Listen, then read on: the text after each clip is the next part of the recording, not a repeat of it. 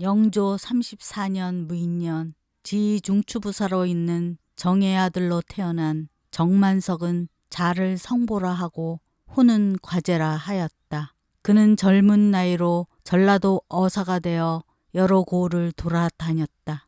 어느 날 한 주막집에서 하룻밤을 지내다가 둘러앉아 얘기하는 농부들이 주고받는 말을 듣게 되었다. 여보게, 대간절 그 김진사라는 사람은 어디서 온 사람인지 아나? 글쎄 말이여, 어디서 왔는지 아는 사람은 하나도 없더군. 그 양반 따라다니는 부사들도 보통 많은 게 아니래. 아, 돈도 무척이나 많은가 보여. 글쎄 그 돈이 어디서 나는지 수상스럽단 말이여. 매번 보면 어딘지 몰려갔다가는 한 열흘씩 있다가 돌아오는데 올 적마다 수백 냥씩 갖고 오대. 그러니까 모두들 도깨비 같다는 둥, 도적의 개수라는 둥 하자는가 배. 구석에 누워서 듣고만 있던 만석은 그거 이상한 사람이면 틀림없구나 생각하고 슬그머니 일어나서 그들 틈에 끼었다. 그거 참 훌륭한 일인가 보구려. 대간절 그 사람은 어디 사는 사람인지 아시오? 농부들 중에 늙은 농부 한 사람이 김진사의 집을 아주 자세히 말해 주었다. 다음 날 아침 만석은 김진사의 집을 찾았다. 과연 으리으리한 고래등과 같은 기아지붕의 집은 수십 칸이 넘었고 부리는 사람들도 수십 명이 마당을 왔다 갔다 했다. 드나드는 손님도 매일 몇십 명이나 되었다. 초라한 행색으로 찾아간 만석을 김진사는 손수 나와 맞아주었다.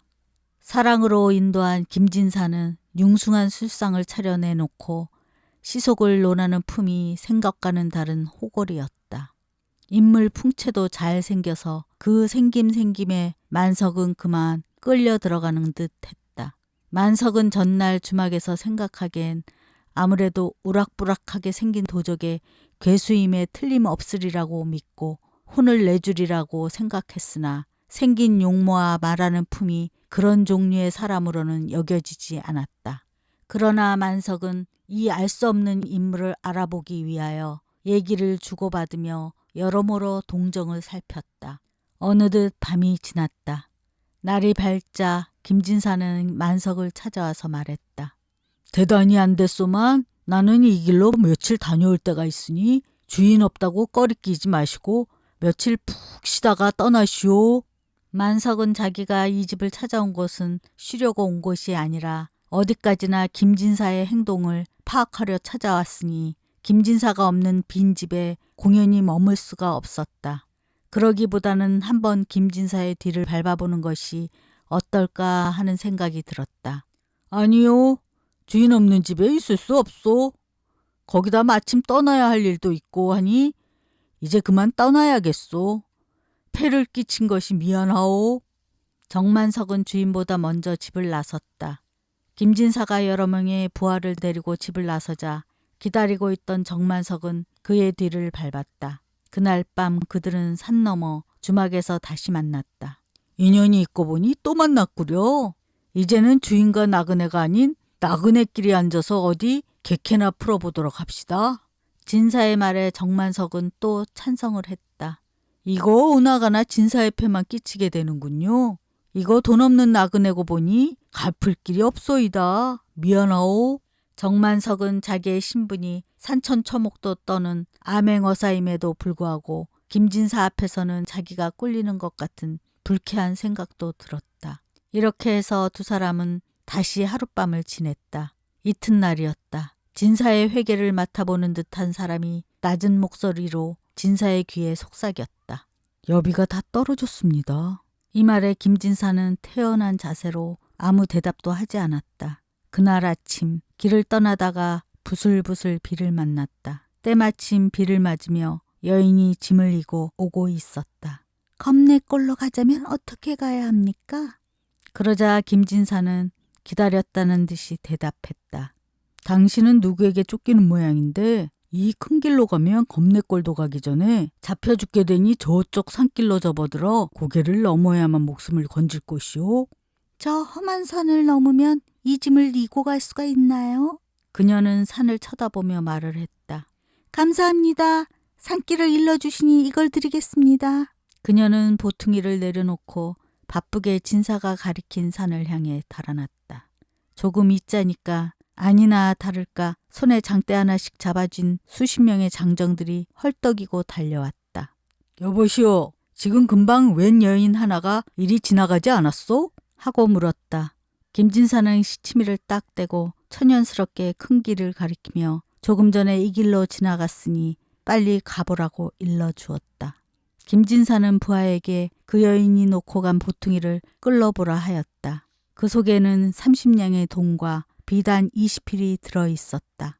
아무리 생각해도 만석은 이자가 어떤 사람인지 알 수가 없었다. 그래서 속마음은 무척 답답했으나 겉으로는 웃고 있었다. 잠시 후 술상이 들어왔는데 돼지와 닭을 잡은 떡 벌어진 술상이었다. 아마도 아까 그 돈으로 내는 한턱인 모양이었다. 다시 비는 개고 배도 불렀으므로 길을 떠나야 했다. 여보, 정 선생, 여기까지 왔으니 우리 동행하는 것이 어떻겠소? 김진사의 말에 정만석은 속으로 잘 되었다고 기뻐했다. 산을 넘어가는 길에 이들은 굉장한 장례 행렬을 만났다. 아마 어지간히 잘 살던 사람의 장례 같았다. 상주와 조객과 따라온 사람이 수백 명이 넘었다. 김진사는 상주를 찾았다. 여보, 내가 지나가는 참에 차마 그냥 가기엔 인정상 안 돼서 한마디 하는데 지금 파놓은 무덤 구멍은 큰 함정이요. 이리 와보시오. 그는 상주를 데리고 무덤 파놓은 구덩이 밑바닥을 몇 번 막대기로 치니까 거기에 조그만 구멍이 뚫리고 다시 구멍을 후비니 이내 커다란 함정이 나타나는 것이었다. 상주는 깜짝 놀라서 여보시오, 정말 감사합니다. 참으로 큰일 날 뻔하였소이다. 누구시온지 저를 위해 한 자리 정해주신다면 살해하오리다. 김진사는 껄껄 웃었다. 좋은 자리가 있지요. 틀림없이 좋은 자리일 테니 돈 3,000냥만 내시오. 상주는 두말 않고 사람을 시켜 곧 3,000냥을 가져오게 하였다. 그리고 그 돈을 아낌없이 진사의 손에 쥐어주었다. 그 길로 김진사는 좋은 자리를 택해 주어 그들은 유감없는 장례를 마쳤다. 이것을 보고 김진사는 내려갈 차비를 했다. 이제 날도 저물었으니 산 밑으로 내려가 어디 주막이라도 찾아보자. 자, 어서 갑시다. 만석에게도 이렇게 이르고서 곧 산 아래에 주막으로 내려갔다. 저녁을 끝내고 이럭저럭 밤이 되어 모두들 다른 방으로 건너가고 그의 부하들도 잠이 들었다. 늦도록 마주 앉아 얘기하던 김진사와 만석만이 자지 않고 있었을 뿐이었다. 얘기를 주고받던 진사는 넌지시 만석을 바라보았다. 내가 이제 바로 말하리다. 공이 어사인 줄 나는 알고 있었고 또 공이 나를 의심하여 일거일동에 관심을 두고 있다는 것도 잘 알고 있소. 이렇게 말을 꺼낸 김진사는 만석의 손을 잡았다. 아까 그 여인이 도망가는 길은 자기의 간부를 찾으려고 겁내꼴을 물었던 곳이오. 그 여자의 부정을 안 본 남편은 그의 일과 함께 격분한 끝에 그의 여인을 잡아 죽이려고 사람들을 동원해 나온 것이오. 그래서 내가 그 가엾은 생명을 건져주고 돈 30냥과 비단을 얻은 것이오.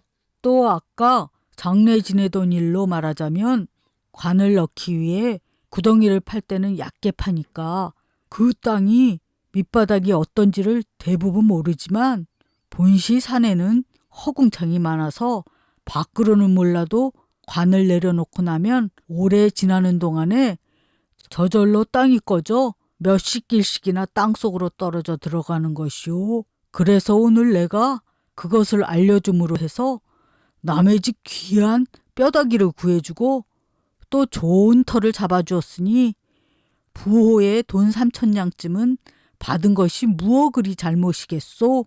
만석은 너무나 감탄했다. 김진사의 행동은 범인이 아니었다. 그는 다시금 옷깃을 여미지 않을 수 없었다. 정말 공과 같은 인품과 지혜로 어찌 이렇게 허송세월만 할 수 있겠소? 내가 힘껏 청구할 테니 국사에 참여하여 백성을 위해서 한번 일해봄이 어떻겠소? 하며 그에게 벼슬할 것을 권했다. 김진사는 태연히 앉아 만석을 위협하듯 바라보았다. 사람은 각각 자기에 가는 길이 다르지 않겠소? 나는 본시 정치하는 거리가 먼 사람이요. 청산 녹수를 벗삼아 다니는 것이 나의 일이요. 다만 공과 같이 국사에 바쁘신 몸을 아낄 뿐이요. 정만석은 그의 말에 다시 한번 권해볼 필요조차 없음을 알았다. 다만 나는 공의 말에 담복할 뿐이요. 나를 위해 해마다 조언이라도 해줄 수 없겠소? 하고 물었다. 진심에서 우러나오는 이 말에 그렇게 하지요. 지금부터 20년이 지난 후에 내가 공을 평안도에서 만나게 될 터이니 그때 얘기하겠소. 어느덧 날이 새어 쳤다고 우는 소리가 들렸다. 김진사는 그의 부하들을 일으켜 떠날 차비를 차렸다. 길을 떠나며 만석과 김진사는 작별을 고했다. 그들은 과연 청산 녹수 속으로 빠져 어디론가 사라지고 말았다. 서울에 올라온 만석은 왕을 배웠고 김진사 얘기를 자세하게 아뢰인 끝에 전국에 방을 붙여 김진사의 행방을 찾았으나 끝내 그는 나타나지 않았다. 그로부터 20년이 흘렀다. 순조 11년 겨울 평안도 지방에서는 큰 난리가 일어났다. 서북인의 차별에 불만을 품은 홍경래의 난이었다. 홍경래는 본래 평안도 용강 사람으로 조정에서 지금껏 평안도 사람에게 차별로 대하는 것에 불만을 품어 오다가 갈수록 관리들의 노략질은 심하고 거기다 흉년까지 계속되어 백성은 도탄에 빠져 허덕이고 있었다. 이것을 계기로 김사용, 우근칙 등과 함께 가사군 다복동을 근거지로 반란을 일으켰다. 이때 조정에서는 정만석에게 평안도 의무사 겸 감진사로 임명하여 난리를 평정케 했는데 그때의 만석의 나이 54세였다. 그러나 홍경래의 그 날랜 기세는 그리 쉽게 막을 수 없었다. 청천강 북쪽의 여러 고을을 순식간에 손에 놓은 그들은 이듬해 정주성에 운거하고 있었다. 여기서 관군과의 치열한 공반전이 약 넉 달간 계속됐다. 그 즈음이었다. 어느 날 밤 만석의 방문을 두드리며 들어오는 사람이 있었다. 그는 바로 김진사였다. 너무나 반가워 그들은 손을 잡고 어쩔 줄을 몰랐다. 공이 그때 20년 후 평양에서 만나리라는 말은 내 여태 잊은 적이 없었소. 더욱이 내가 이곳 평양에 오고 난 후로는 그때 말한 당신의 모습이 나타나기를 은근히 기다리고 있던 터요. 만석은 20년 전 김진사의 예언이 꼭 들어맞은 것에 대해 큰 경의를 표했다. 만석은 20년 동안에 안색이 쇠해지고 머리는 제법 희끗희끗한 흰머리가 많으나 김진사는 만석보다도 더욱 젊고 아직 정정해 보였다. 이번에 일어난 난리는 관리의 탐욕과 거기에다가 겹친 흉년으로 민심이 흉흉해져서 일어난 일이요. 그러나 김진사는 태연하게 또다시 말을 꺼냈다.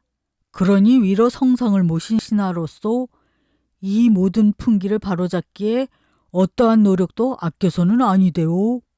이 난리를 평정시키기 위해선 어떻게 했으면 좋겠소? 그리고 이 난리의 결말은 어찌 될 것이오? 만석은 함부로 짓거릴 시기가 아니라고 말머리를 돌렸다. 필시 오래가지 못하오. 성상을 저버리고 일어나는 이 난리는 필경 질서를 그르치는 큰 악행이 되기 때문에 결국 망하는 법이오. 또 홍경래의 운명 자체가 경국간에 달린 것이니만큼 큰 염려는 없소. 다만 전략을 잘 써서 그를 평정치 못하면 역시 어렵게 되오. 이걸 막기 위해서 한 가지 개교밖에 없는데 그것은 여기서 땅굴을 성미까지 파서 화약을 터뜨리고 그 성을 파괴하는 길뿐이요. 이러한 김진사의 의견을 만석은 무조건 따르는 수밖에 없었다. 그리하여 관군은 땅을 성미까지 파고 화약을 터뜨렸다. 이렇게 하여 정주성은 함락되고 이 싸움으로 홍경래는 전사하여 난은 끝났다. 일이 끝난 다음 만석은 너무나 감격스러워 다시 김진사를 붙들고 간청했다. 이 길로 나와 함께 서울로 올라가 국사를 돌봐주시기 바라오. 그러나 김진사는 역시 거절을 했다. 나는 바람 같은 사람이라 청산과 녹수 사이에서 살아야 하오. 이튿날 그는 호련히 사라지고 말았다. 만석은 다시 한번 김진사의 행적을 감탄하였다. 그 만석은 서울로 올라와 임금께 난리를 평정하게 된 일이 모두 김진사의 개교라는 것을 말하자 임금도 감탄에 마지 않았다. 그리하여 전국 방방곡곡에 김진사를 찾도록 방을 써붙였지만 끝내 김진사는 나타나지 않았다. 만석은 그 뒤에 의정을 지냈고 순조 34년에는 77세를 마지막으로 세상을 떠났다. 그는 눈을 감는 마지막까지도 김진사를 잊지 않았다.